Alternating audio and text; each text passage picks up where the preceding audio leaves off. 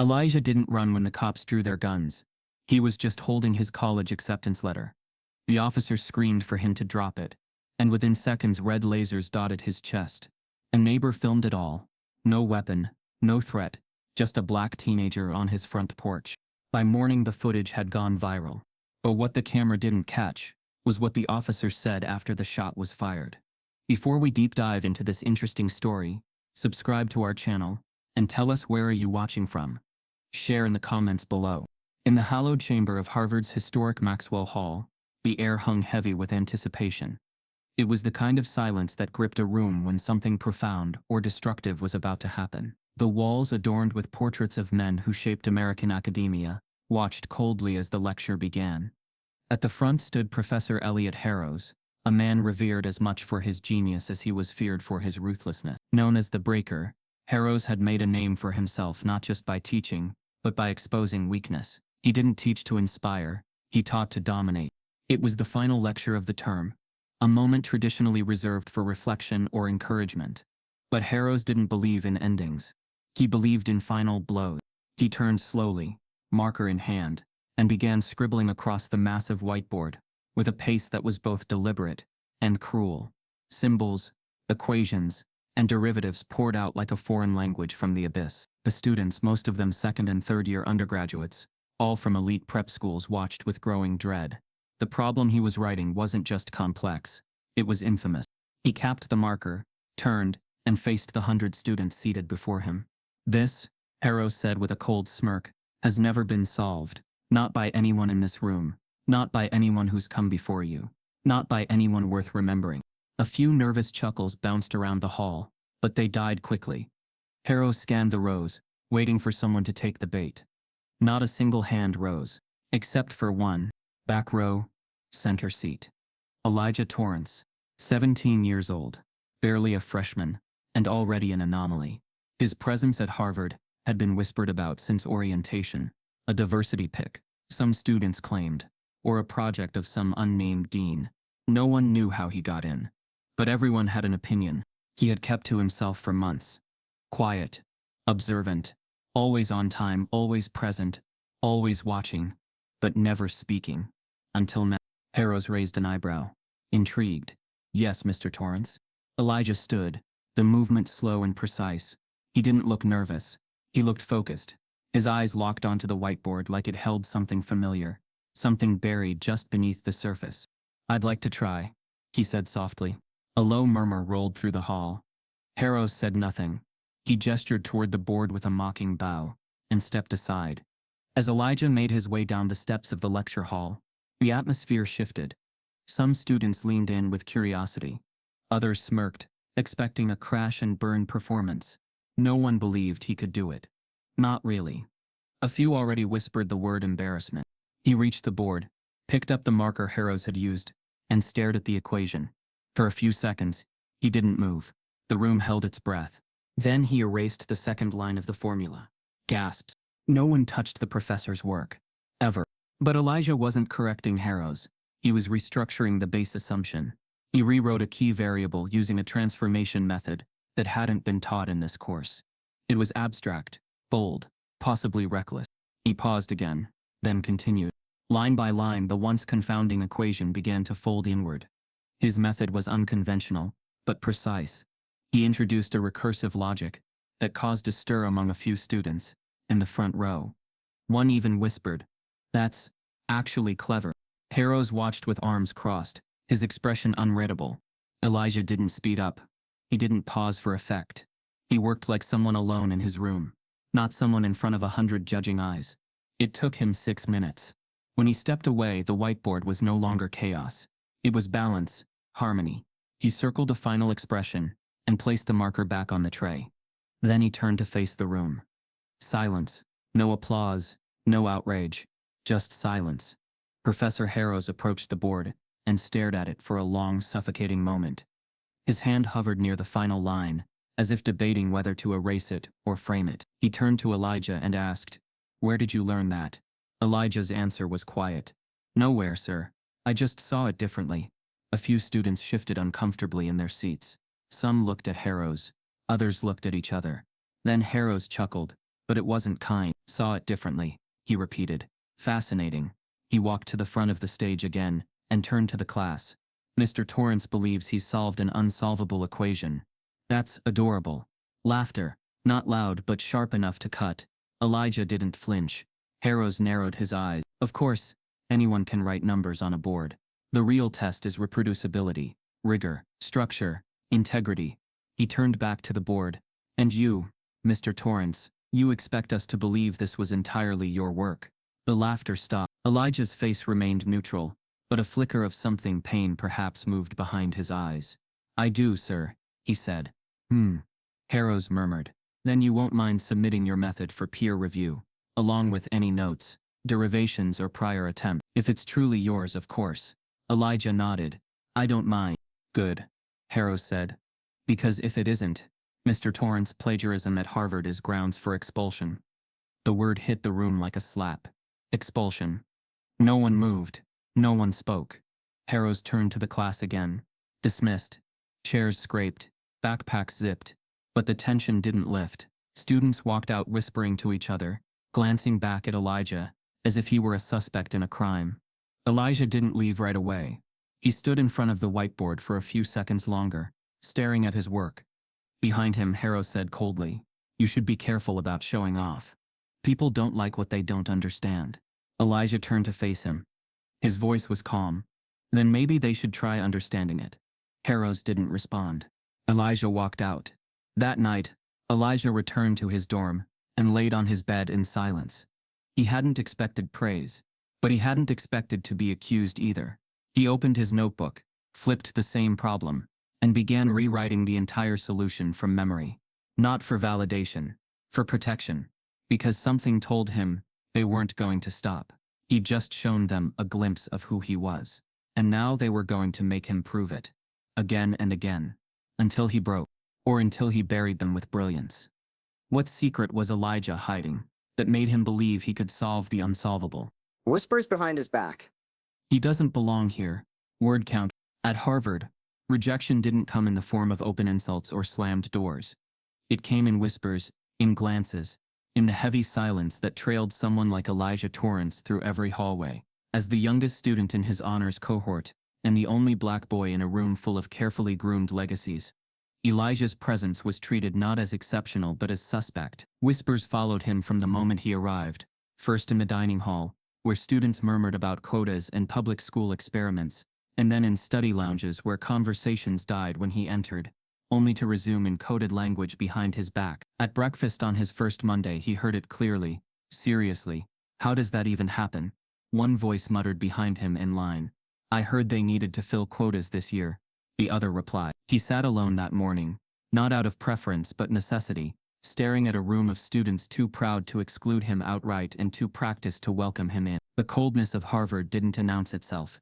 It was embedded in the architecture, in the expectations, in the subtle ways people positioned themselves when he walked by. Group projects were assigned in classes, and partnerships formed without eye contact. Everyone found someone except him. Only when a professor noticed his isolation did someone gesture reluctantly for him to join, and even then he was treated like a variable to be accounted for, not a contributor. In one of his seminars, Professor Lansing paused mid-roster to scan Elijah's name. Her tone already dipped in skepticism as she repeated, You're the 17-year-old. When Elijah offered an interpretation of a theoretical framework that challenged the assigned text, her response was coldly dismissive. That's a bold interpretation for someone your age. Though his logic was sound, the room's reaction said more than her words. He'd spoken out of turn by being both young and black and confident. In the study lounge days later, a conversation between two students drifted close enough to sting. That's him, the freshman kid. Yeah, the one they admitted for contextual excellence. What does that even mean? It means he grew up in the kind of place they write essays about. Elijah heard every word, even as he pretended not to. Even as he continued scribbling in his notebook. The repetition of judgment wasn't unfamiliar. It had echoed through his life in school hallways, on buses, and at academic competitions where he was the only black finalist. But here it took on a more venomous form. It was polite, articulate, and institutional. One afternoon, a trio of students approached him in the science building. We're forming a study group, one said, his voice feigning neutrality. Just people who are on the same level. The girl beside him added quickly, It might be better if groups stayed consistent with their academic background. Elijah looked up. What background? The guy smiled slightly. It's not personal, you just learn differently. Differently how? Elijah asked, already knowing. You probably need more support than we do. I'm not behind, Elijah said. Well, the boy said. Not yet. They left him alone again, in a building filled with knowledge but empty of welcome. But the whispers weren't just from students. One evening in the library, Elijah overheard two professors talking near the mathematics section. One of them was unmistakably Professor Harrows. He's young and bright. Clearly, a professor said. But bright kids burn out all the time, Harrows replied. Bright is not the issue. Cultural fit is. Elijah froze behind the shelf, invisible. He's from South Boston. Families like that don't have academic support. They collapse under pressure. You think that will happen with him? He's already isolated. Students sense when someone doesn't belong. They can smell it. Elijah waited until they left before breathing again. That night he stared at the ceiling of his dorm room, haunted less by the overt racism, and more by the quiet confidence with which it was delivered. They weren't questioning his intelligence. They were betting against his endurance. Still he pressed on, until one of Harrow's own teaching assistants pulled him aside after class. You should prepare yourself, she warned. For what? Elijah asked. For whatever Harrows is planning. He doesn't like prodigies, especially ones he didn't discover. The warning echoed louder than any whisper. Elijah was no longer just a student who stood out. He had become a challenge to someone who built his career by tearing down others. And Harrows, the same man who once watched Elijah solve the impossible, wasn't going to stay silent. He wasn't going to whisper. He was going to put Elijah on a stage and attempt to dismantle him in front of everyone. But one particular professor was about to do more than whisper. He was about to humiliate Elijah in front of everyone. Maxwell Hall had a strange way of amplifying silence. Its high ceilings, marble floor and historical portraits didn't just absorb sound. They reflected expectation, tension and fear. On this cold morning, the tension could be felt before Professor Harrows even entered the room. Elijah Torrance, seated quietly near the back as always, had felt it the moment he walked in. Eyes trailed him more openly than usual. Conversations that typically continued around him now stalled the second he came into earshot. Students whispered in codes, in careful tones, and when he met their gaze, they quickly looked away. Something was different today. Something was waiting. Harrows stepped into the room precisely on time, his expression unreadable but his energy unmistakable. He didn't greet the class. He didn't speak. He walked straight to the board and picked up a red marker, an unusual detail that wouldn't have meant much if not for the way he held it, like a tool meant to carve rather than teach. Slowly, deliberately, he began to write. The symbols spilled across the board like a storm in sequence. Logic trees twisted over recursive symbols, proofs folding into contradiction, variables defined only to be deconstructed. It wasn't a lecture. It wasn't even a lesson. It was a wall. A brutal, ancient wall built from the hardest corners of mathematical theory. No one said a word. They knew this wasn't going to be a typical class. By the time Harrows capped the marker and turned to face the students, the whiteboard had become a battlefield. This, he said with a detached tone, has no known solution. Not by anyone here. Not by anyone living, frankly. It is a relic, a wound in the field of logic that no mind has managed to close. And yet he paused, scanning the faces. It remains deceptively simple at first glance. Beautiful, isn't it? The students remained still. Eyes flicked from the board to Harrows, and from Harrows to each other. A few shook their heads, whispering brutal, or what even is that, beneath their breath. The pressure in the room thickened. Harrows gestured toward the chaos he'd written. This is not part of your curriculum. But brilliance is not about curriculum. It's about instinct, courage, application. Then his tone sharpened, casual and cruel all at once. So who among you is ready to be remembered? Silence. It wasn't the kind of silence that followed awe. It was the silence that followed ambush. Students stiffened in their seats. Some looked down at their desks. No one dared move. No one wanted to be called on. No one wanted to be bait. Harrows didn't seem disappointed. In fact, he looked satisfied. The silence, it seemed, was what he wanted. Except his eyes weren't scanning anymore. They were locked. Locked on Elijah Torrance. A pause. A long, slow beat that hung heavy in the air. Then Harrows spoke again, this time with the precision of a knife. It's interesting, isn't it, how many students carry the illusion of genius until asked to prove it. He took a slow step forward, toward the front rows. Essays speak of resilience. Applications mention struggle and potential. But none of that matters when the board demands truth. When the problem stares back and says, "Who are you really?" the air went cold. The line was too pointed to be general. Everyone knew who he was speaking about. Elijah sat still, eyes on the board, breathing slow, but his muscles tensed under his sweater. And yet, Harrows added with a hint of mock sincerity, "I've read files. Some of you are already considered exceptional. Some of you were admitted because someone believed your perspective would enrich the institution." There was no need to finish the sentence. Everyone knew what he meant. And Elijah, for the first time, felt the eyes of the room land on him not by accident, but by design. The professor paced again. "So let's be fair. Let's not waste this opportunity. Mr. Torrance." He said it like a challenge. Elijah looked up slowly. Harrows continued. "Would you like to test your insight?" Not a single sound. No cough. No shuffle. No breath. Just the sound of the wall ticking down around him. Elijah's throat tightened slightly. It wasn't fear, it was recognition. This wasn't a lesson. This was theater. He was the act. Harrows had written a problem, not to be solved, but to be watched. The board wasn't the test, he was. He glanced at the problem. Some components looked familiar: deep recursion theory, a nested irrational set, a twist on Russell's paradox. But other elements seemed intentionally disjointed, built to mislead or obscure. This was a puzzle made not to teach, but to humiliate, and Harrows had invited him to solve it. No, not invited. Cornered. There were two choices: refuse, and let the silence paint him as afraid, or accept and risk being torn down in front of everyone. His pulse climbed, but his expression didn't change. One student, 2 rows ahead, whispered, "Don't do it." Another leaned back, whispering to a friend, "He's gonna crash." But Elijah didn't flinch. Slowly, without a word, he placed his notebook on the desk beside him. Then, with a deliberate breath, he stood. A tremor moved through the room. Students whispered, gasped, exchanged glances, but Elijah's eyes stayed on the board. His body moved like steel wrapped in velvet, soft on the outside, but braced underneath. The walk to the front wasn't long, but every step carried the weight of a challenge much older than math. As he passed the rows, some students looked impressed. Others looked nervous, like watching someone walk into traffic. A few smirked.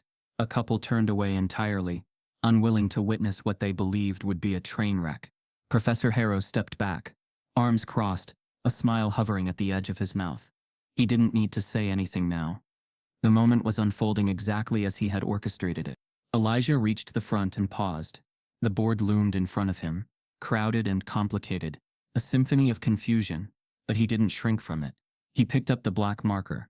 Behind him, the class held its collective breath. One girl near the window whispered, "He's actually going to try." A guy near the front said under his breath, "He's going to embarrass himself."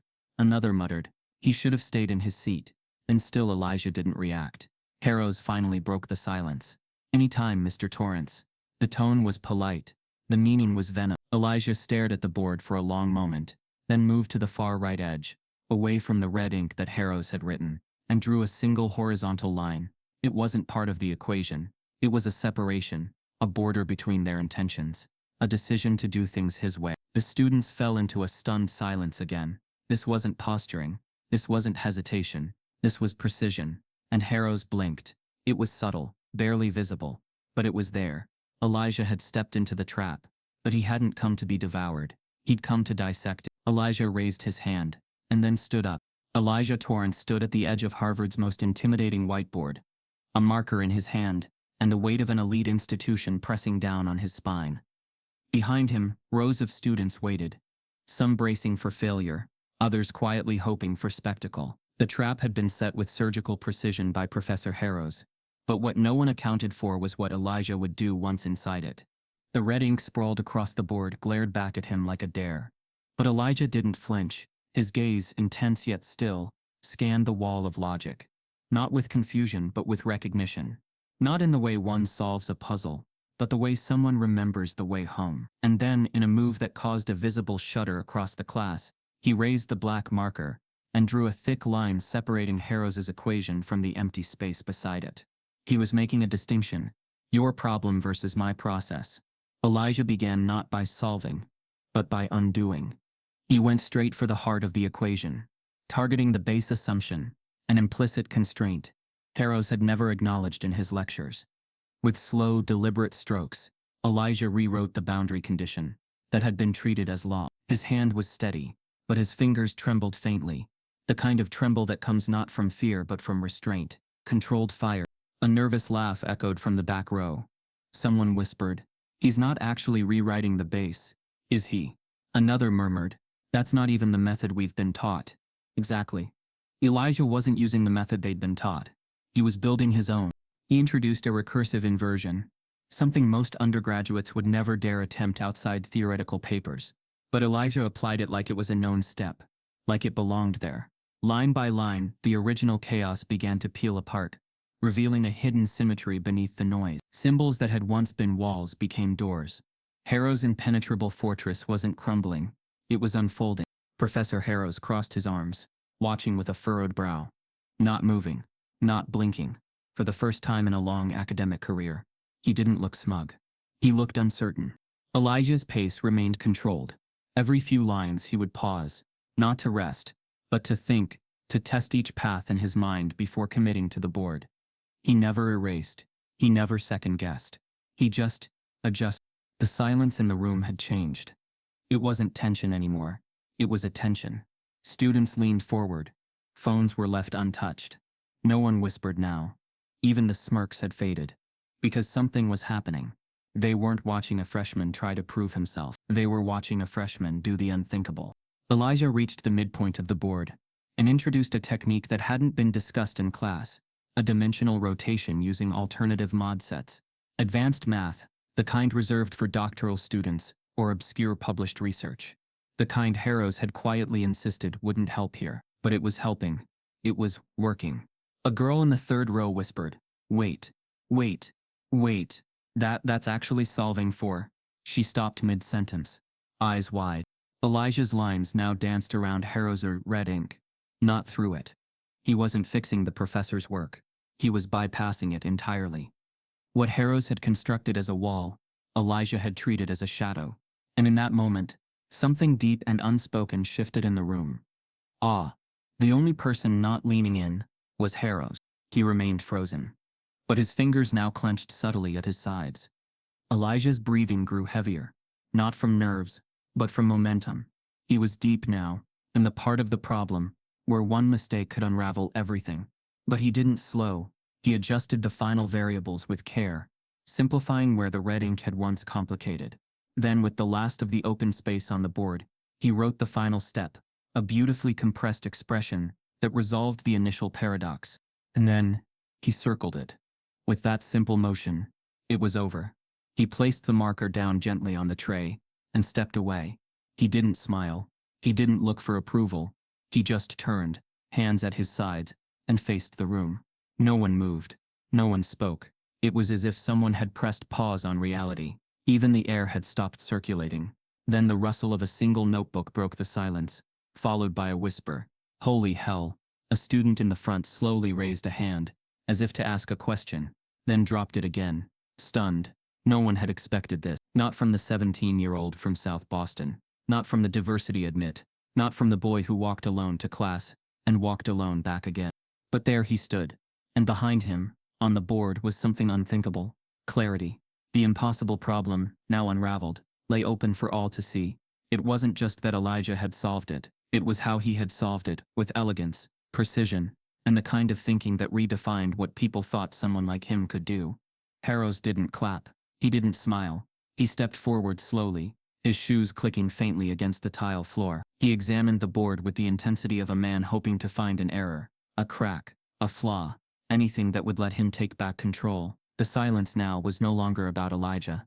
It was about Harrows, and what he would say. A pause stretched. Harrows stood still. Then he slowly turned to face Elijah, expression tight. "You think this is correct?" he asked, voice low.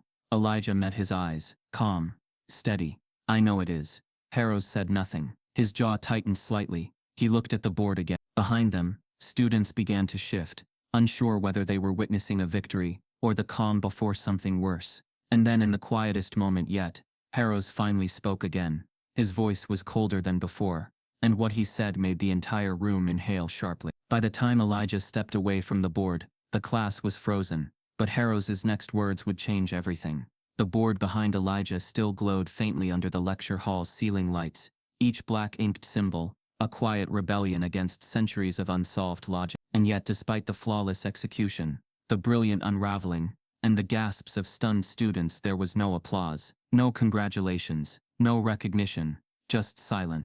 Professor Harrow stood only a few feet from Elijah, his eyes fixed on the final line of the solution. Something behind his composed exterior cracked, an involuntary twitch at the corner of his mouth. His lips parted slightly, then shut again. He stepped closer to the board, eyes scanning each layer, each transformation. He followed Elijah's process silently, his hands clasped tightly behind his back. And then finally he spoke. But they weren't the words anyone expected. "This is impossible." The words didn't come out in awe. They came out like a verdict, flat, accusatory. A few students blinked. Others turned to each other, unsure what they had just heard. Elijah stood still, caught between confusion and disbelief. "I'm sorry," he said, cautiously. Harrows didn't look at him. "This is impossible," he repeated, louder. "There is no way you—" He stopped himself mid-sentence, pivoted, and faced the class. "There is no way any undergraduate could construct a solution this elegant under pressure." The air in the hall shifted. Gone was the sense of shock and admiration. It was replaced now with something colder, something fearful. "Are you suggesting I didn't write it?" Elijah asked, his voice low, carefully measured. Harrows turned toward him, finally meeting his gaze. "I'm suggesting," he said with that same clinical tone, "that no one creates a solution like this without prior exposure to the problem, without assistance, or unauthorized materials." Gasps rippled through the room. Students stiffened. A few whispered, a few looked down, and others stared directly at Elijah, waiting to see what he would do. Elijah blinked slowly, the weight of the moment crashing over him. "Are you accusing me of cheating?" "I'm stating the facts," Harrows replied. "And the facts suggest this is not original work. At least not yours." The words struck like a slap sharp, public, humiliating. Elijah's breath caught in his chest. He looked around at the rows of students who had just witnessed him do what none of them could. But the moment of awe had disappeared. In its place was doubt, carefully seeded, and now taking root. Someone muttered, "He must have seen the solution before." Another added, "Maybe it's online somewhere." The class wasn't frozen anymore. It was unraveling. Elijah turned back to Harrows. "You gave us a problem you said had no published solution. If there's no solution, how could I have cheated?" "That's precisely what we intend to find out," Harrows said. Behind them, a teaching assistant stood frozen, visibly unsure whether to intervene or vanish. But Harrows had already taken full control of the narrative. "I will be reporting this to the Academic Integrity Committee," he continued, effective immediately. A chill settled over the hall. Elijah's body stiffened, not in fear, but in disbelief. The board behind him still held his work, still held proof. But in Harrow's world, proof didn't matter if it came from the wrong hands. The bell rang. The lecture was over. But no one moved. Elijah's voice broke the silence again. "You set a trap," he said, "not as an accusation, but as a realization. You designed a moment to humiliate me. And when it didn't work, you rewrote the rules." Harrows tilted his head, smiling faintly. "It's not about humiliation, Mr. Torrance. It's about academic integrity. And we take that seriously." Then he turned to the class. "Dismissed." The students filed out slowly, murmuring, glancing back. Some looked concerned, others intrigued. But none came to Elijah's defense. No one asked for a second look at the board. The excitement that had filled the air only minutes earlier had turned into something rotten, something familiar. By the time Elijah left the hall, his legs felt heavier than when he'd entered. Later that evening, he was summoned via email to the Office of Academic Affairs. The subject line was blunt: "Notice of formal investigation. Alleged academic misconduct. No explanation. No delay. Just institutional machinery grinding into motion." That night he sat alone in his dorm room, the email glowing on his screen. The walls, once bare and quiet, now felt like they were closing in. His fingers hovered over his laptop keyboard as he searched online, trying to find any remotely similar version of the problem. He didn't find one, but he knew that wouldn't matter. The burden wasn't on Harvard to prove he cheated. It was on him to prove he didn't. The next morning, Elijah was pulled from his morning classes. Without warning, two deans waited for him, outside the mathematics building. Their tone was professional, but cool. One carried a folder, the other carried a laptop. They escorted him to a private meeting room. No lawyers, no advisors. Pending review, the older dean said, "We are placing you on interim academic suspension." Elijah stared at the words, trying to comprehend them. "You're suspending me for solving a problem. We are suspending you pending a formal inquiry into whether your solution was obtained dishonestly." "You mean?" Elijah said carefully. "Because I wasn't supposed to solve it." Neither dean responded. "Would you be asking these questions?" Elijah asked, voice hardening. "If I were white." The younger dean shifted uncomfortably, but the older one didn't flinch. "Our job is to maintain the integrity of this institution, Mr. Torrance, not to entertain hypotheticals." "Right," Elijah said quietly. "Because hypotheticals are only dangerous when they threaten power." He was asked to surrender his ID card. His keycard access was disabled. His classes, frozen. His email account flagged. The whisper spread faster than wildfire. "Did you hear? The prodigy got caught faking it. It was too good to be true." Classic story got in, got arrogant, got sloppy. The solution that should have made Elijah famous had instead become evidence. At lunch, no one sat next to him. He stopped going to the dining hall altogether. Professors who once greeted him now looked the other way. Messages from classmates dried up. Even some of the black students who had quietly admired him kept their distance, unsure if they were witnessing history or disaster. Only his dorm remained unchanged. Cold, quiet, unmoving. But even there, he didn't sleep. He spent the nights reconstructing the proof again and again, documenting each step, writing explanations as if trying to prove his own innocence to a system already convinced of his guilt. The final insult came when he saw a post on a student-run forum. "Harvard's youngest genius caught plagiarizing unsolvable math problem. Told you this was affirmative action gone too far." It had received hundreds of upvotes, and no one corrected it. Elijah closed his laptop, sat still for a moment, then stood. He looked around at the small room that had once felt like a dream, and now felt like a cage. He hadn't just been suspended from campus. He had been suspended from belonging. But even in the pit of humiliation, Elijah knew something others didn't. He hadn't cheated. And if they wanted a war built on perception, then he'd give them something they couldn't erase. Harvard launched a formal inquiry, and Elijah was suspended pending the results. Elijah Torrance had once walked across Harvard Yard with quiet confidence, the wind in his coat and textbooks under his arm, nodding politely at professors and peers alike. But overnight, the world shifted, and now, every step felt heavier. The bricks beneath his feet seemed colder. The silence around him no longer signified peace. It reeked of judgment. The first headline came less than 12 hours after the suspension notice was delivered. "Harvard's youngest genius under investigation for academic fraud." By morning, the narrative had calcified. The headlines no longer questioned. They accused. "Teen from the project's faked genius." "Harvard's diversity gamble backfires." "Gifted or grifter?" Online, the mob sharpened their teeth with pixelated rage. Social media buzzed with takes, threads, conspiracy theories. One user compiled every public mention of Elijah's name and overlaid it with red markers and speculation. Others dug into his background, posting photos of the rundown public school he'd attended in South Boston, like it was a crime scene. His scholarship was immediately frozen. "Pending inquiry," the email said. As if brilliance could be paused, as if truth needed bureaucracy to prove it. Then came the worst moment yet. Campus security at his door. No knock, just a stern voice calling out his name, followed by two officers, one white, one Latino, entering his room with a clipboard, a sealed document, and tight smiles that didn't reach their eyes. "We've been authorized to inspect your academic materials," the first one said. "We'll try to keep this brief." "Am I under arrest?" Elijah asked.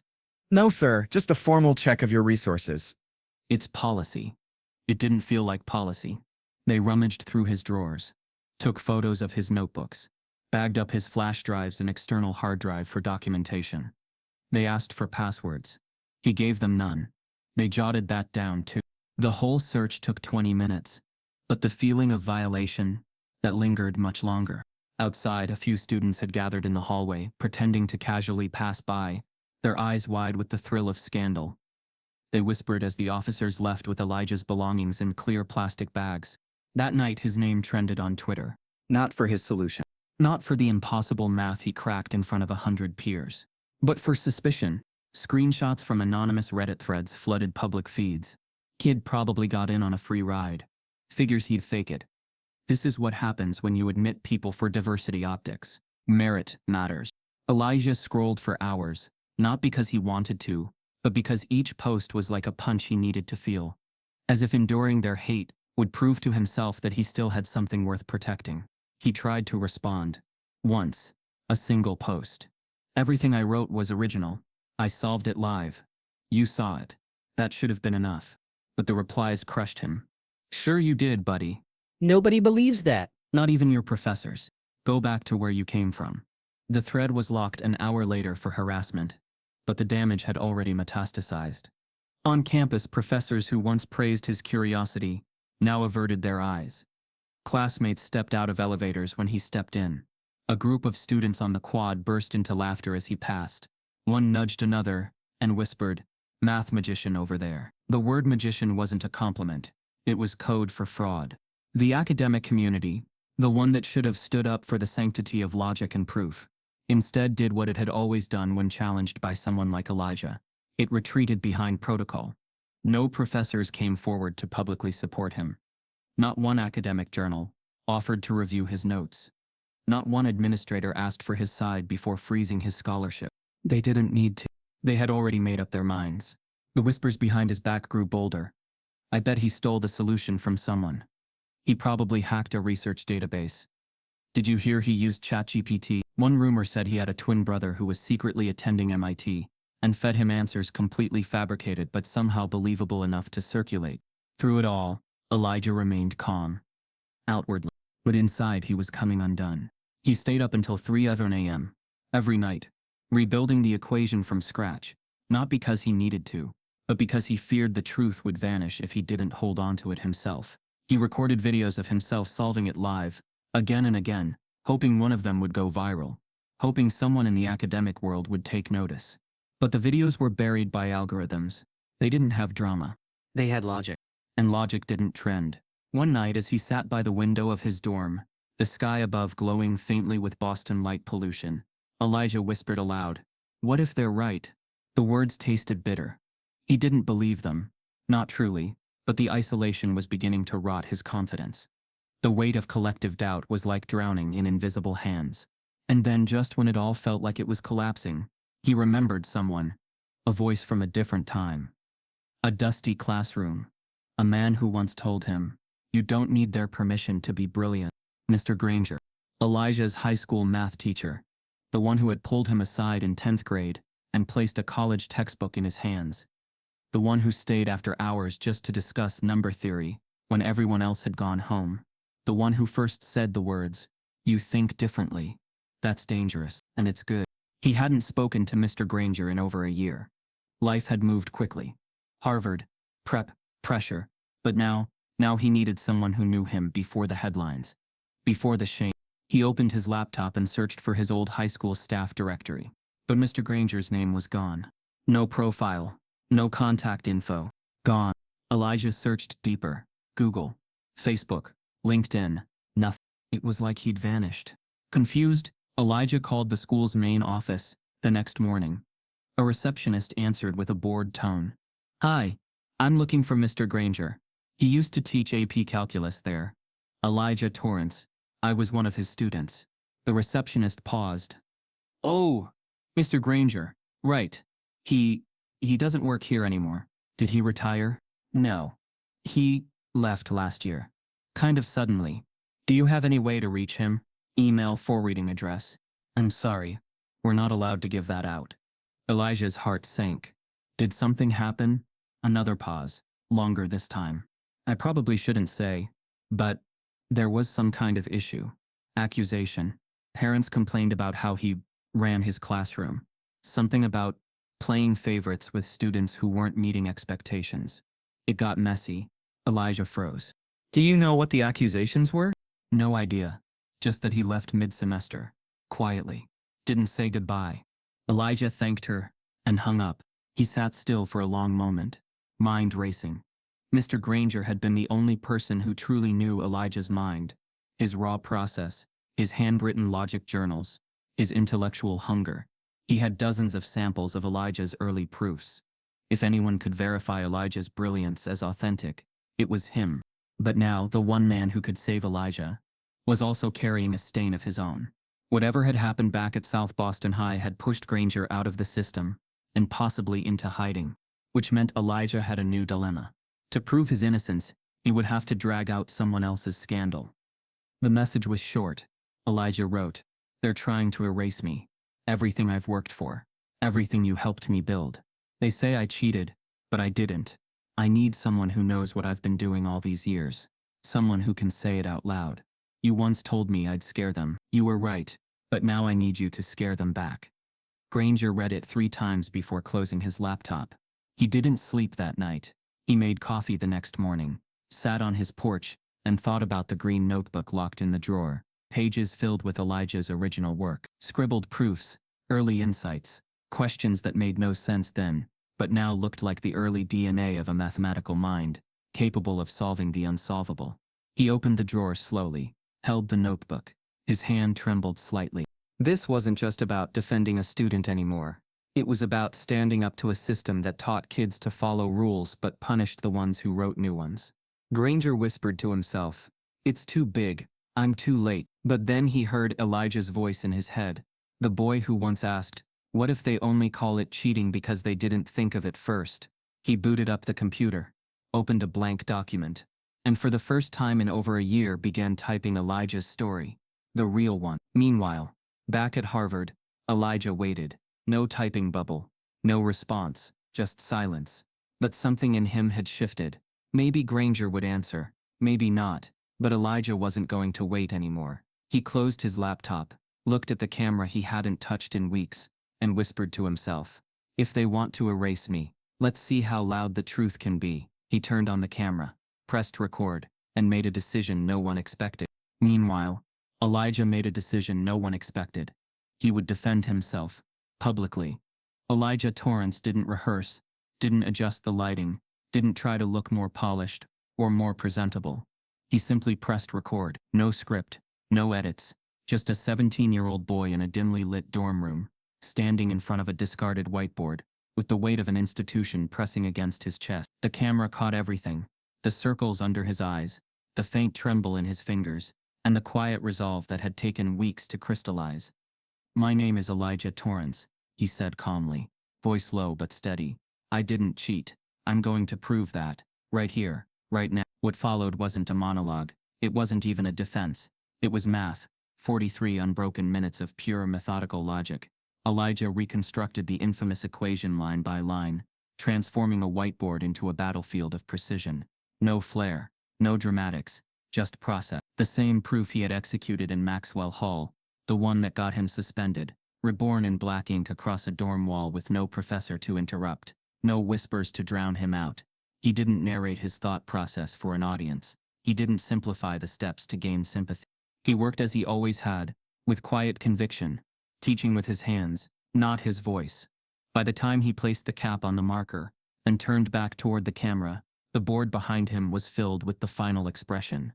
No edits, no cuts. One take, he said. A short pause, and then, "And I did it again." He ended the recording and uploaded the video under a simple title, Elijah Torrance, the full proof.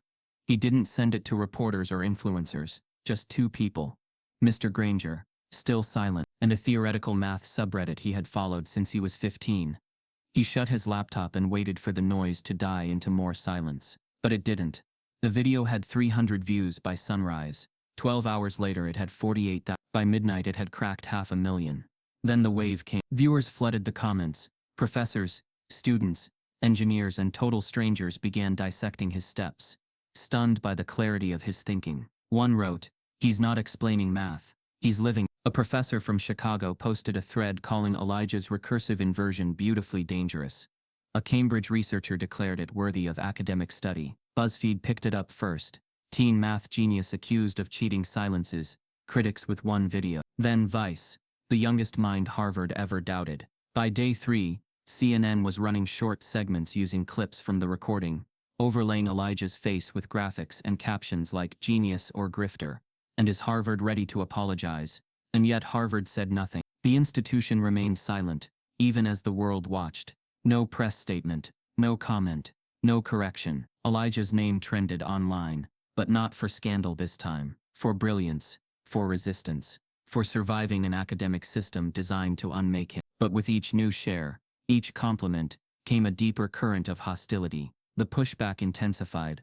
Anonymous emails began to arrive in his school inbox, ranging from threats to veiled warnings. "You embarrassed the wrong people," one said. "Math won't protect you," read another. Someone slid a red-inked note under his dorm room door. "Stay in line." Then, without warning, his video was flagged for potential academic misinformation. It was taken down for 6 hours before being reinstated after public outcry. But that window was enough. Elijah realized the resistance was not just institutional, it was coordinated. Someone with reach was trying to erase the video, even if temporarily, even if quietly, and still, Harvard said nothing. No investigation update, no acknowledgement, no apology. He stared at his phone that night, watching his own face loop in clipped reaction videos and breakdown threads. He wasn't a person anymore. He was content.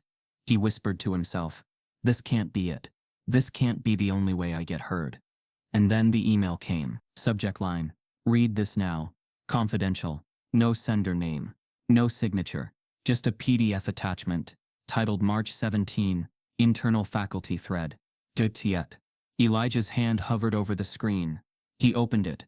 Inside was a transcript of a private email chain among Harvard faculty, leaked from someone within. The first message read, "The optics are bad. We've never had a first-year student, especially one from that background, outshine a senior lecturer like this. We need to manage the fallout." Another professor replied, "What concerns me most is the precedent. If this becomes acceptable, we open the door to others demanding recognition they haven't earned through traditional structures." But it was the third message that hit like a blow to the ribs. "Let's be clear, he's not one of us.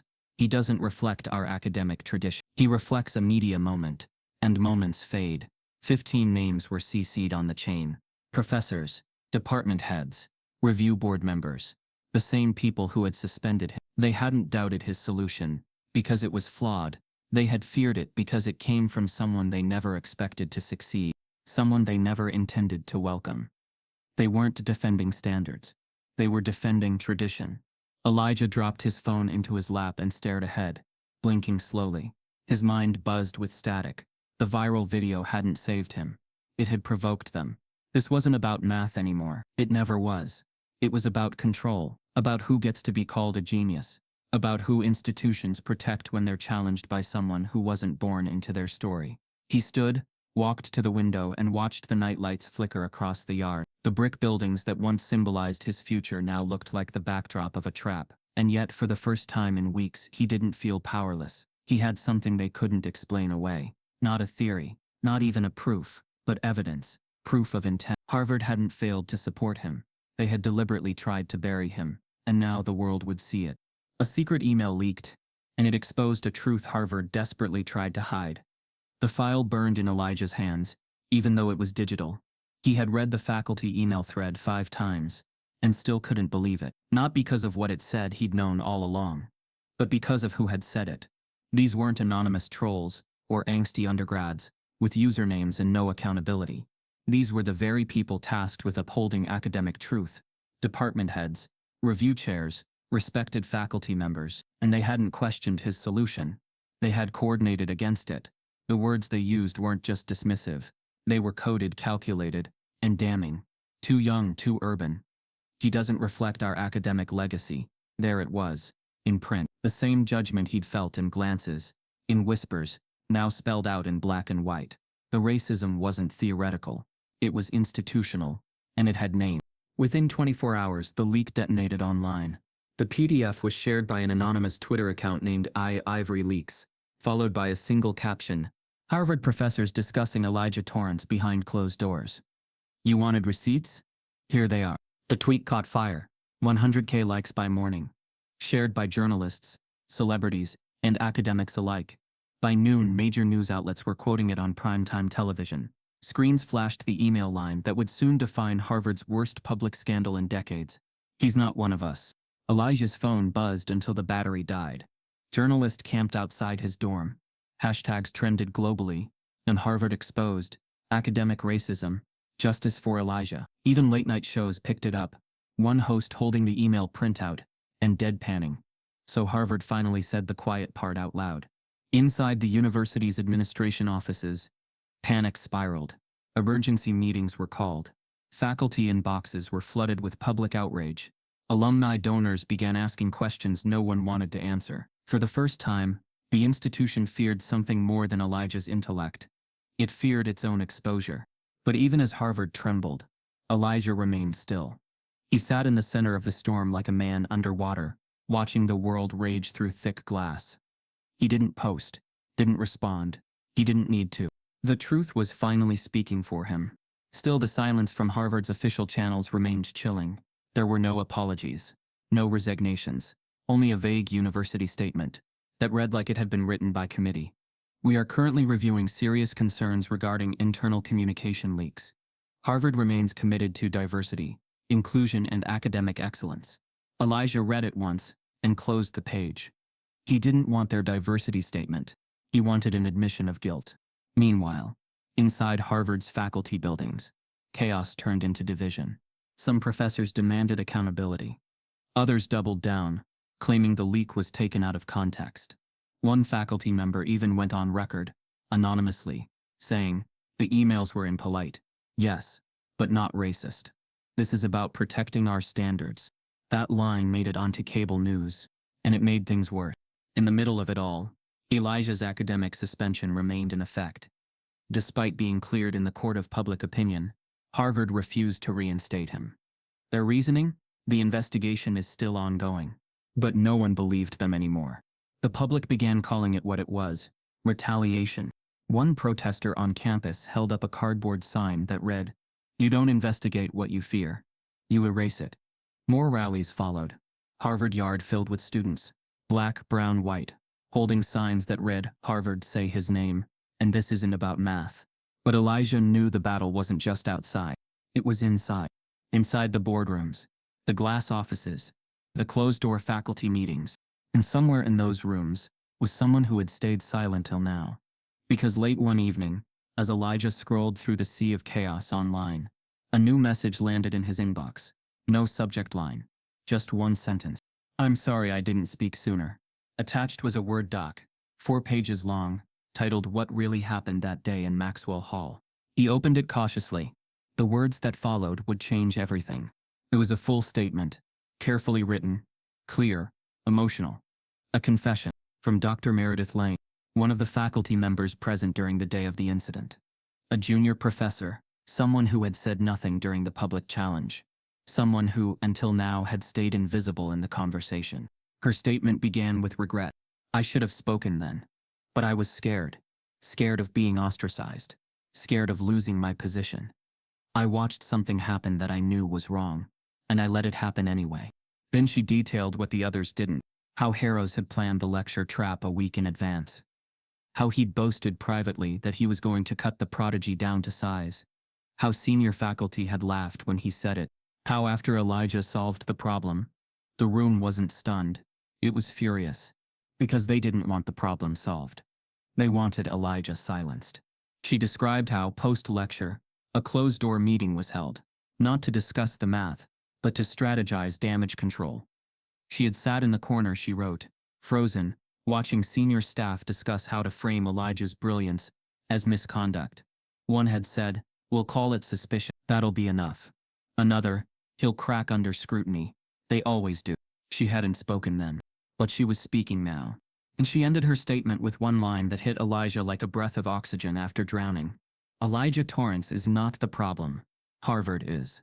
He read the line twice, 3 times, and for the first time in weeks, Elijah felt something unfamiliar in his chest. Something light. Not relief, not joy, but possibility. He wasn't alone anymore. He didn't just have public sympathy or digital outrage. He had a witness. A voice from inside the system. The next morning, Meredith Lane went public. She released her statement to the press, put her name on the record, and submitted it to Harvard's internal review board herself. Reporters swarmed. Headlines shifted. Harvard professor breaks silence on racist conspiracy against prodigy. Faculty whistleblower. Elijah was targeted. They always do. What Harvard said behind closed doors. The institution couldn't hide anymore. Now, the question wasn't if Harvard would respond. It was how many would fall. With mounting public pressure, a surprise ally emerged from inside the very room that condemned him. For days, Harvard's marble offices whispered with damage control. Emails flew behind firewalls. PR consultants were brought into faculty meetings, and department heads rehearsed neutral language they could use without admitting liability. But none of it mattered anymore, because Meredith Lane had gone public, and her truth had cracked the institution's armor wide open. Until then, Meredith had been invisible to most. A junior professor in the Department of Mathematical Theory, her career was defined by careful moves and calculated silences. She had once believed that excellence alone would secure her place, that if she kept her head down, followed the unwritten rules, and stayed apolitical, she'd eventually earn a seat at the table. But watching Elijah's name smeared across headlines, then witnessing the institution's blatant cover-up, had forced something in her to break. She had been in the room that day. She had watched the performance unfold. She had felt the pressure to stay silent, and she had obeyed it, until now. Her statement was precise and damning.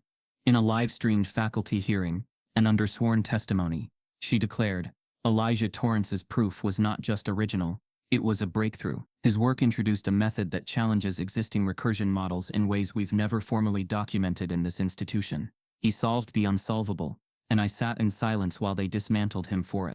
There was no hesitation in her voice, no doubt in her eyes, only controlled fury. And then she went further. I was there the day the strategy was discussed. The intention was never to examine the validity of his proof. It was to question the validity of him.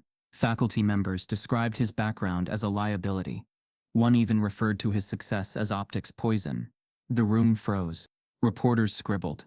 Recordings rolled. Viewers across the world watched a professor risk her entire career, not to protect herself, but to tell the truth.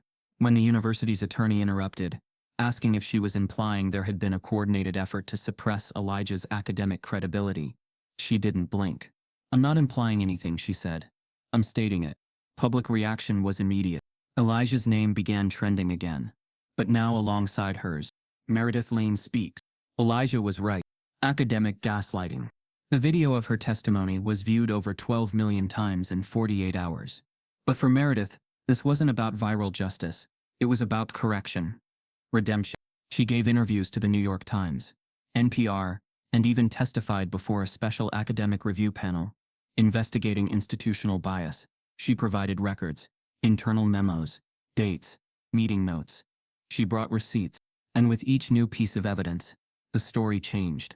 It was no longer just about a student falsely accused. It was about an institution engineered to protect itself, even if it meant destroying the minds it claimed to nurture. But while the world applauded her bravery, Meredith knew what was coming. Harvard didn't forget disobedience. Within a week, her office was reassigned. Her teaching slots were revoked, pending departmental review. Colleagues who once greeted her warmly now avoided eye contact in the halls. One senior professor warned her gently, "You're making a mistake. These people don't forgive." But Meredith didn't waver. "You think I'm doing this for him," she replied, "but I'm doing it for all of us." Meanwhile, Elijah watched everything from his dorm room, now half-packed, his future still suspended. Watching her speak was like watching oxygen return to a suffocating room. For the first time in weeks, he felt seen, not just defended, believed. He reached out to thank her. Sent a message with one line, "You didn't save me. You reminded me I didn't need saving." Her reply was brief, but it carried the weight of 2 revolutions. Now make them listen. The statement and its aftershocks forced Harvard's hand. They couldn't pretend anymore. They couldn't hide behind policy or process or phrases like under review. The university called for an internal tribunal, a closed-door academic hearing, involving senior administrators, tenured professors, and legal observers. The purpose was to formally assess the legitimacy of the accusations and the integrity of the academic process surrounding the incident. But everyone knew what it really was: a final attempt to protect the institution. And Elijah, he was summoned to stand before the same power structure that tried to erase him. He was told it would be private, confidential, discreet, but the walls didn't make it any less threatening. He would face questions not about his proof, but about his character, his preparation, his background. They would ask him to justify the existence of his intellect, to explain the gap between where he came from and where he now stood. It wasn't justice, it was survival. Elijah sat alone in his room the night before the hearing, staring at the invitation letter. He had a choice to make. He could go quietly, or he could go as himself. He looked at the whiteboard in the corner. The same one he'd used in the viral video. The one still marked faintly with black ink from the night he decided to fight back. He stood. He picked up a marker, and he wrote 3 words across the top of the board in thick capital letters. I belong here. The university called for a private tribunal, and Elijah would face a room full of doubters. The door shut behind Elijah. With a sharp mechanical click, the sound amplified in the hollow silence of the tribunal room. No cameras, no windows, no press, just polished mahogany, cold air, and a long table flanked by 6 tenured faculty members. 1 board chair, and 2 silent legal observers, seated against the wall like guards in plain clothes. The walls were sterile, but the tension was surgical, precision designed to isolate. Elijah sat at the lone chair, placed at the center of the room, exposed by design, as if being examined under a microscope. No advocate beside him, no representative, just him, and a table full of doubters who had already read every headline, every accusation, every leak. Across from him, Dean Rudd sat stiffly in a gray suit that looked older than the building. He cleared his throat. This is a confidential tribunal, he began, reading from a script. It is not a legal proceeding but a formal academic assessment to determine whether Mr. Elijah Torrance engaged in any conduct that violates Harvard's Code of Academic Integrity. The phrase Code of Academic Integrity echoed in Elijah's mind, not because it was unfamiliar, but because it was weaponized, used to question brilliance that didn't arrive dressed in legacy. The dean continued, "This board will ask questions. You may respond freely. However, please be advised, all answers will be part of the permanent academic record." A long pause. Then the questions began. First came the expected ones. Who taught you this method of recursive inversion? Where did you first encounter this equation? Have you ever accessed Harvard faculty servers without authorization? To each, Elijah answered clearly, calmly, factually. He referenced pages from his high school notebooks, photocopies of his early derivations submitted to online math communities years ago. He cited timestamps, file metadata, even versions of draft proofs that predated his Harvard admission. Every line of inquiry that was meant to expose him only exposed their lack of preparation. Then the questions turned personal. How did your upbringing prepare you for this level of work? Do you feel your background made you desperate to prove yourself? Is it possible that, in seeking validation, you crossed boundaries without realizing it? Elijah's face didn't twitch. He leaned forward slightly. My upbringing didn't teach me desperation, he said. It taught me silence. It taught me what rooms like this sound like before they say no. The board chair flinched slightly, but didn't interrupt. Then came the veiled accusations. Do you think success came too quickly for someone your age? Do you feel you've been propped up by media narratives? Would you describe yourself as more intuitive than disciplined? Elijah paused, carefully. Then he responded, I would describe myself as someone who solved a problem no one else did. I would describe myself as someone who followed the same academic channels every student is told to follow, until I realized the channels weren't made for me. A long silence followed. For every condescending question, Elijah had a quiet rebuttal. For every sideways insult, he had a record, a receipt, or a memory ready to counter the myth that his intellect was accidental. But as the hearing dragged past the hour mark, the tone shifted, not because the board grew kinder, but because they grew rattled. They had expected defensiveness. They received precision. They had prepared to shame a boy. Instead, they were facing a scholar. Still, the questions didn't stop. How do you respond to the faculty emails leaked to the public? Elijah answered, I respond by showing up. And to the statement that you don't reflect Harvard's academic legacy, I respond by redefining it. Even the legal observers shifted slightly in their seats at that one. By the time the final round of questions began, Elijah had not only defended his work, he had indicted their silence. He made no outburst. He raised no voice. He simply answered, without apology. But the true shock came after the final question had been asked, when the tribunal chair prepared to adjourn. That's when one professor, an older man seated 2 chairs from the end, stood. He wasn't scheduled to speak. His name was Dr. Winston Hale, a senior faculty member known more for his detachment than his defiance. But now he looked at Elijah with something heavier than pity. Regret. He cleared his throat and broke protocol. I'd like to say something. The room shifted. Dean Rudd frowned. Dr. Hale, this is not... I understand, Hale interrupted. But I'm going to say it anyway. He turned toward Elijah and spoke. When I first read your proof, I thought it was impossible, not because the math didn't hold, but because I didn't believe someone like you could have done it. He paused. That's not just bias. That's failure. Mine. The room went still. I've taught here for 37 years, Hale continued. And in that time I've reviewed hundreds of student submissions. I know what talent looks like, but I also know what fear looks like. And when institutions fear something, they label it as dangerous, or dishonest, or in your case, unearned. He let out a breath. I read the internal emails. I saw my colleagues' names on them. I said nothing. I stayed safe. I let the institution speak for me. And I want to say this to you, Mr. Torrance. He stepped forward, gently, as if not to startle the moment. I'm sorry. Elijah didn't move. He didn't speak, because there was nothing left to say. For a moment, the room wasn't a tribunal. It was a reckoning. One professor's voice breaking through a system of silence. And then, behind Hale, a second professor stood. Then a third. And just like that, the room began to change.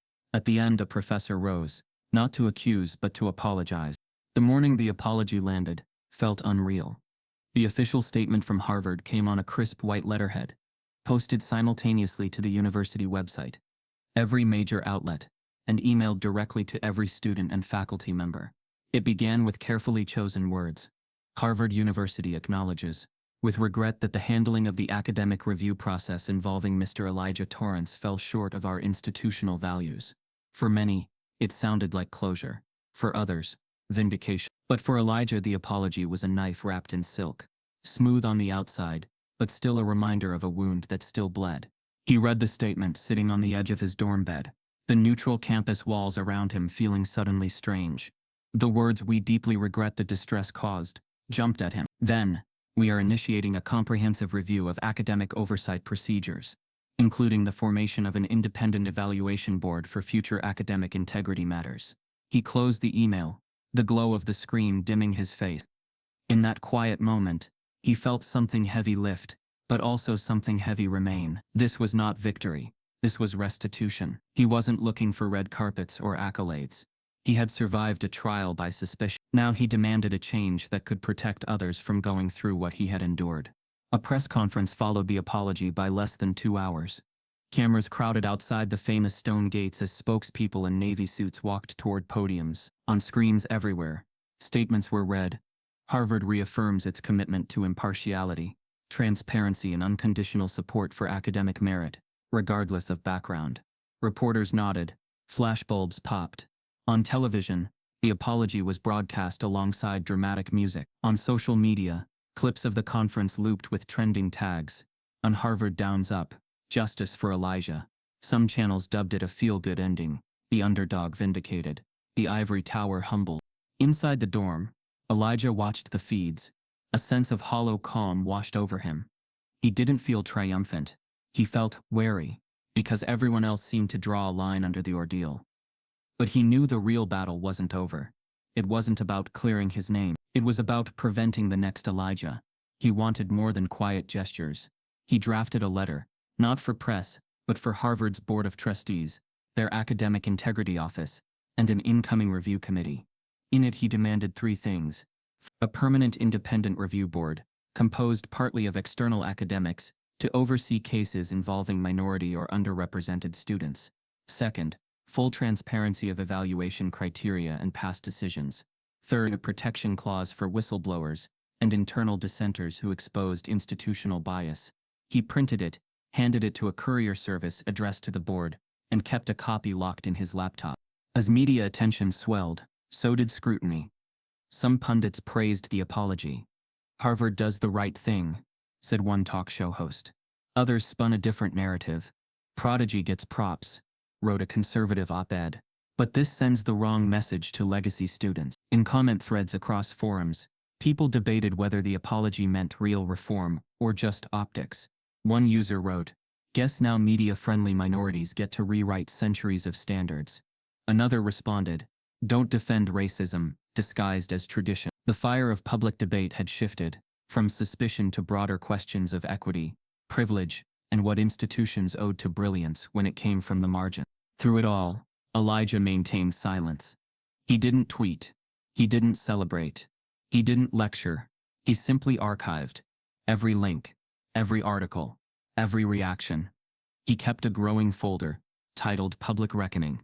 Because for him, the apology was not an end, but a record, a baseline, a ledger of what had been done, and what still needed doing. He reread the leaked faculty emails, the tribunal transcripts, the confession from Dr. Meredith Lane. Everything fed into one truth. This wasn't a mistake. It was a failure of accountability. Meanwhile, inside the walls of Harvard, the internal review board convened. But this time, it wasn't closed. The presence of external academics mandated by the apology meant that the tribunal process now had observers who didn't owe tenure to the university. For the first time, the echoes of old protectionism felt exposed. Staff who had once whispered in corridors about urban optics now avoided the shadow of cameras. Documents circulated under the new guidelines gave access to previously hidden emails, memos, and performance logs. In one dusty archive, a professor found a 2012 report showing similar patterns of skepticism toward another non-traditional student, a black woman in a STEM course who had quietly dropped out after administrative pressure. That record never made headlines. It was buried. But now, under scrutiny, it resurfaced. The scope of damage far exceeded a single boy's ordeal.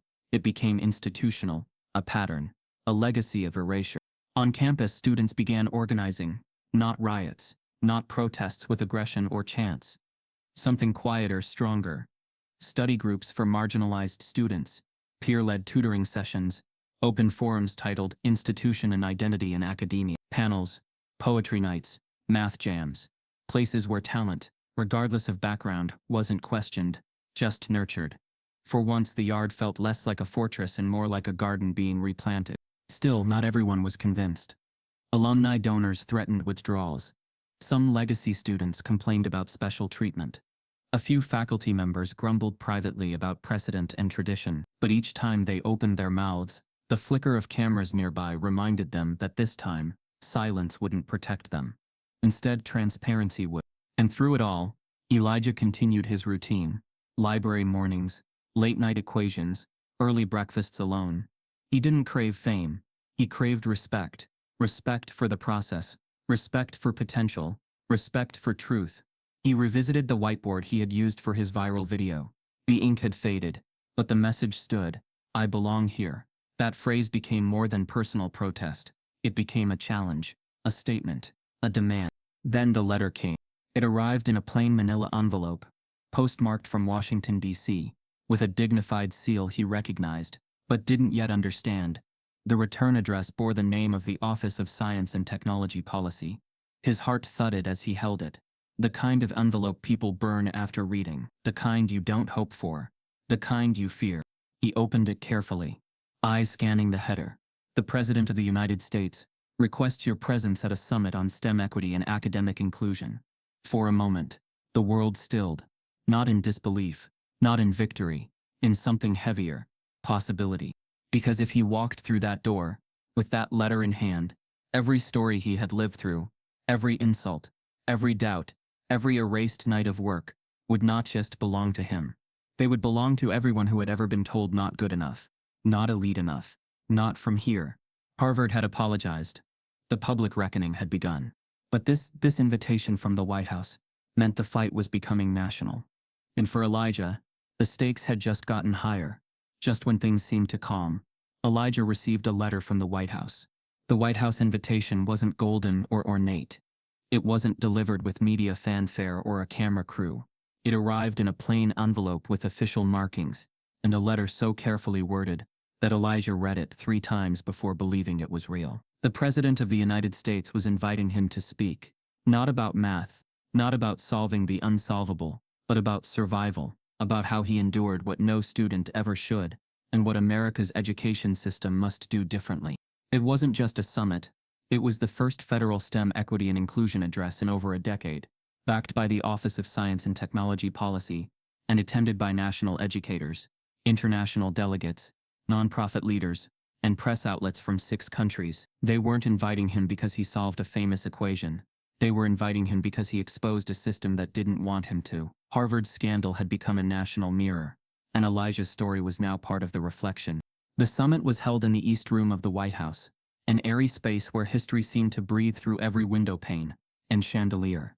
Elijah walked in wearing a simple black suit and a quiet expression. No stylist, no PR coach, just him, 17 years old, a math prodigy from South Boston, who had been silenced, doubted, and now summoned to speak. As he approached the podium, the room hushed. Cameras clicked softly. The president sat to his right. Dozens of eyes fixed on him, some expectant, some cautious, many reverent. Elijah didn't use notes. He didn't need to. "I was told I was too young to understand the rules," he began, his voice steady but low. "But I wasn't confused by the rules. I was confused by how often they moved." He let that sink in. Then continued. "They told me I didn't fit the tradition, that I wasn't from the right place, that my excellence was suspicious. But what they never told me was why it scared them so much. I've learned the answer, because if people like me succeed too loudly, it means the gatekeepers failed." He paused again, eyes scanning the audience. The silence wasn't heavy. It was focused. "I came here today, not to talk about the problem I solved, but about the problems we still refuse to admit exist. I'm not the only black genius. I'm just the one you saw. Others were buried in silence, made to believe they didn't belong, told that brilliance looks a certain way and comes from certain places. It doesn't." Somewhere in the back, a foreign ambassador blinked hard. A Department of Education official scribbled furiously. "We need review boards not just for tests but for bias. We need transparency in evaluations. We need protections for the people who speak out, not punishments. We need to stop assuming that a gifted black kid is an anomaly instead of a statistic we chose not to track." The room felt electric. "And lastly," he added, voice lower now, "we need to stop thinking that an apology is a conclusion. It's not. It's a beginning." When he stepped back, the room stayed quiet for a beat. Then applause erupted, not polite, not performative. Raw, loud, unanimous. The president stood and shook Elijah's hand. Cameras flashed. News anchors would later call it the most powerful moment of the summit. Editorials followed. Elijah Torrance isn't just a genius, he's a reformer. From scapegoat to symbol, a 17-year-old just redefined what excellence looks like. Social media caught fire again, but Elijah felt none of the glow.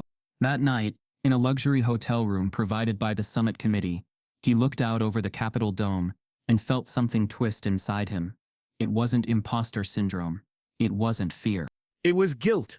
Because while the nation now hailed him as a hero, his old neighborhood in South Boston, his people were still choking under the same system he'd escaped. His elementary school still lacked basic math resources. His middle school hadn't hired a qualified math teacher in 3 years. Some of the kids he grew up tutoring had dropped out. Others were still sitting in the same underfunded classrooms with no idea someone who looked like them had made it out, and made it loud. He hadn't forgotten. How could he? He remembered the cracked ceiling tiles in Mr. Granger's room, the second-hand textbooks with missing pages, the rusted radiator that broke every December. He remembered studying proofs by flashlight during power outages. He remembered kids getting suspended for disruption when they were just hungry. He remembered what it felt like to be brilliant in a place where survival was more urgent than ambition. Now, he was being given medals. But what about the rest? What about the Elijahs who never got heard? He pulled out his phone and opened the last unread message in his inbox. It was from Mr. Granger. "Proud of you, son. But they still don't know what they're doing to kids like you back here." That line hit harder than any insult Harvard ever threw. Because it was true. The world was watching Elijah now, applauding him, quoting him. But the neighborhood that built him still sat in silence, and he couldn't let that continue. He stared at the glowing city outside his window, then back at his whiteboard journal. This time he didn't write math. He wrote 2 words, "Next fight." But while the world celebrated, Elijah's old neighborhood still struggled, and he hadn't forgotten them. He stepped off the Greyhound bus onto the cracked concrete of South Boston, late Friday afternoon, luggage in hand, and his mind buzzing with the past month's whirlwind. The city didn't greet him gently. The air still smelled of diesel fumes and salt-tinged sea wind, the same way it had before Harvard. Before videos, before national spotlights, the chain-linked fences lining the narrow streets jutted up exactly the same, old bricks still stained with graffiti that time couldn't scrub clean. To everyone who remained, the sidewalks looked familiar, but behind Elijah's eyes, nothing was the same. He walked slowly, turning corners he once sprinted past, pausing under streetlights, whose yellow glow felt dimmer now. Every step resounded with echoes. Echoes of younger days when math problems were scribbled on loose sheets in his bedroom. Echoes of peers whose potential was quietly drained by indifference. Echoes of a community where brilliance happened in secret, then collapsed under neglect. As he passed the rundown corner store where he used to buy cheap textbooks and ramen, some faces tilted up to watch him. At first their expressions registered curiosity, then disbelief, then, finally, pride. A few nodded, others let slip a whispered name, Elijah. In the old high school block, the asphalt was cracked, patches of weeds sprouting where maintenance had long since given up. He stood before the building's battered doors, chipped paint, a flickering security light, windows covered with grime. It was the same structure where he once sat in worn classroom desks, trying to make sense of calculus far beyond the curriculum. He reached out, touching the cold metal of the door. For a moment the memory washed over him, the rusted radiators, the taped-up posters, the second-hand textbooks, the teachers who didn't teach because they didn't believe. Inside, the hallway smelled of Madou and old linoleum. He walked down the corridor slowly. On one wall there was a faded mural. Kids reaching for stars, hopeful slogans peeling. The paint was cracking, but the message remained. Dream big. He lingered there, thinking of how many had laughed when he first whispered that to himself. Now, he was living it. A group of students in worn hoodies sat huddled by the lockers when he passed. Their chatter died the moment they recognized him. One boy, no older than 16, stared with wide eyes. His backpack looked heavy, his posture tired. Memories of himself carrying burdens bigger than his books flooded back. The boy's lips moved, as if to ask, but he only managed, You're that guy, right? The one on the news." Elijah nodded. The hallway exhaled. No cheers, no loud praise, just silence, thick and awkward. The boy shifted, uncertain. Then another kid, a girl a little older, put a hand on his shoulder, not in mockery, but in solidarity. That tiny gesture meant more than any televised handshake. Elijah didn't speak. He didn't want to. Words felt inadequate. Instead, he crouched next to them, glanced at textbooks spread over a bench, not MIT treatises, not advanced monographs, simple math books, frayed margins, notes in pencil, corrections in different handwritings.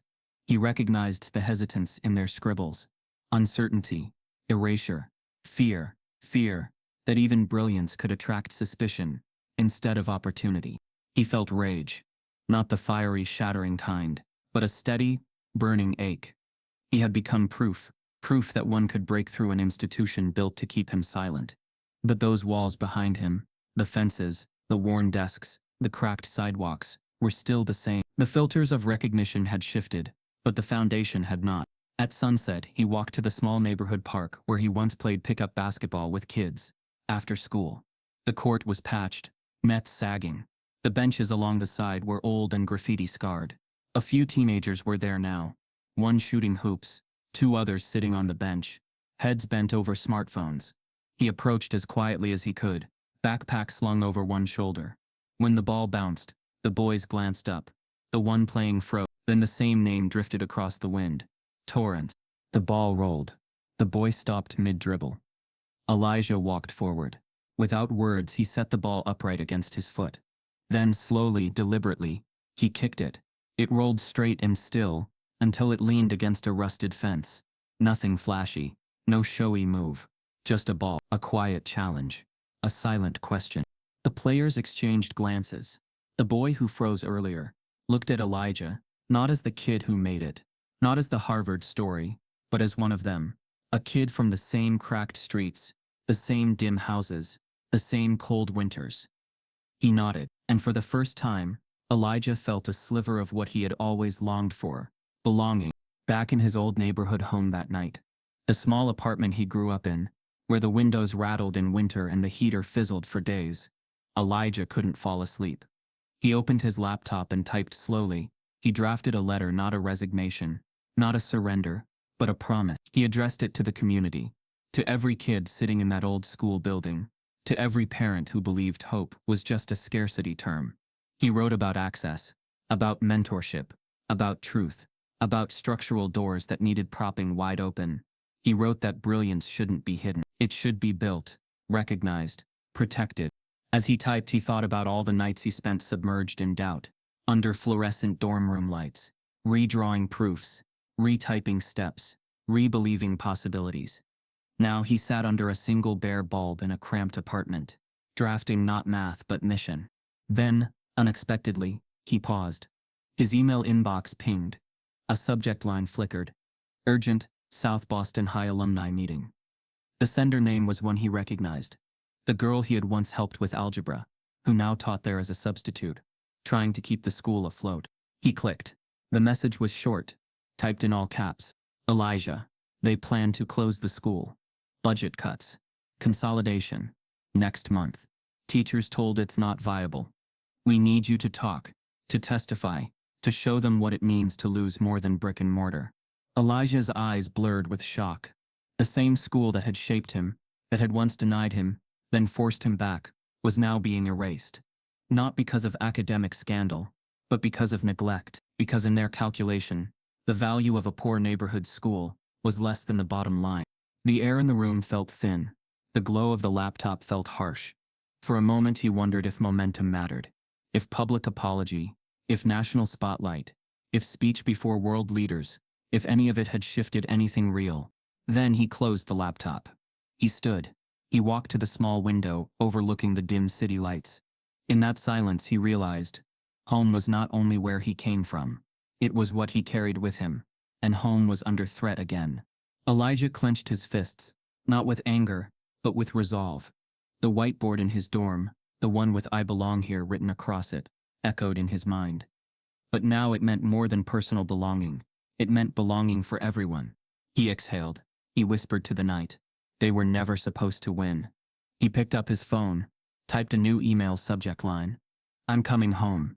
And then, somewhere deep inside him, a promise was born. That night, he made a promise that would redefine his life's purpose. He stood at the center of a freshly painted courtyard. Sunlight glinting off the ceremonial ribbon stretched taut across the entrance of a modest red brick building. The crowd around him, parents, former classmates, local kids, reporters, shifted with a collective breath. This moment was more than a ribbon cutting. It was a reckoning. The Torrance Institute for Undiscovered Genius, once an idea scribbled on a dorm whiteboard, now real.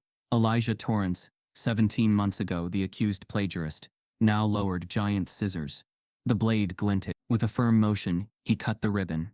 Cameras flashed. A hush fell. Then applause. Not polite institutional applause, but a tide of raw hope. He had refused every Ivy League fellowship offered to him after the scandal. He didn't want to join old institutions. He wanted to build something new. The Institute's mission was clear from the first brochure: to find brilliance in places the world ignored. Marginalized youth, underfunded neighborhoods, kids whose potential was buried under poverty, neglect, or prejudice. Inside the classrooms, there were no grand auditoriums or velvet ropes, just interactive labs, chalkboards, community-built furniture, and quiet spaces for thinking. Teachers came from unexpected places: retired public school educators, independent scholars, volunteers who once left academia out of disillusionment. They taught not just math or science, but belief. Belief that every child mattered, that every brain counted, that genius didn't need a legacy, it needed support. By the end of its first year, the results shocked even the Institute's board. 3 of its students, 2 from inner-city neighborhoods, 1 refugee teen, filed patent applications, one for a low-cost water filtration system, another for an adaptive solar panel, the third for a mathematical algorithm to optimize urban traffic flow. 2 other students gained early acceptance to top-tier colleges, their applications now buoyed, not by nostalgia or alumni lines, but by raw accomplishment. And 1 boy, aged 15, solved a physics puzzle, no one at his former prep school, nor even some at Harvard, had solved. Word spread that the Torrance kid had just outdone generations of accepted norms. In the ribbon-cutting crowd, a reporter whispered aloud, "How many more Elijahs out there?" The question hung in the air like smoke, soft, unsettling, demanding. Behind Elijah, the faces were alight with gratitude, pride, disbelief. Some parents wept quietly. Some kids cheered. But Elijah's own eyes held something else. Determination. He wasn't looking for praise. He was looking for change. Real, structural change. Walking through the halls later, he passed classrooms where kids worked on advanced problems, calculus, coding, robotics, side by side with peers tackling basics like algebra or English. No hierarchy, just space to grow. He overheard a girl say to her friend, "I used to hate math, now I think it's my voice." And somewhere a boy whispered, "I'm smart enough." As he watched them, Elijah felt a lightness he hadn't felt since that first day at Harvard. Not because he was free, but because others were too. But even as success stories piled up, there were storms on the horizon. Alumni of old institutions dismissed the Torrance Institute as a publicity stunt. Some media op-eds questioned its sustainability. Can charity schooling really produce genius? Others mocked the idea of projects turning into patents. A few bureaucrats reached out to investigate licensing, accreditation, funding sources. Elijah expected scrutiny. He had been built for it. He welcomed it, because scrutiny meant they were watching, and watching meant accountability. That night, after the formal event ended, and most guests had dispersed, Elijah walked the empty corridors. The lights were off in most rooms. Only emergency lights glowed softly. On a chalkboard he had left in the entryway, someone had already written in chalk, "Thank you for believing." Underneath, in smaller letters, a student had added, "We will show them." Elijah traced the letters with his fingertip, feeling the rough dust beneath. He closed his eyes and breathed in the silence. Victory, he realized, wasn't a point in time. It was a beginning, a foundation. Outside, the night wind carried distant sirens, muffled city hum, and somewhere down the street, laughter of children playing under streetlights. Elijah stepped outside, looking up at the sky, small and vast. The institute was new, unproven to some, but alive. He thought about the question asked earlier, drifting again through his mind. How many more Elijahs have we silenced? The images flashed, empty classrooms, abandoned textbooks, kids dropping out, potential erased, wrapped in silence. He remembered them. The ones who never got the chance to prove themselves. The ones who couldn't fight. The ones who didn't have a camera, a viral video, or a White House invitation. He felt their absence as clearly as their pain. He exhaled quietly. Then, with resolve setting deep in his chest, he whispered under his breath, "No more." Because this school, this institute, wasn't just about him anymore. It was about every hidden genius waiting in the shadows. Every erased possibility.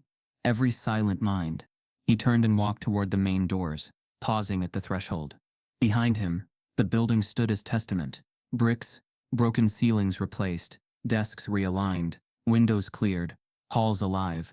A place rebuilt, born from rejection, born from injustice, built by the boy they tried to erase.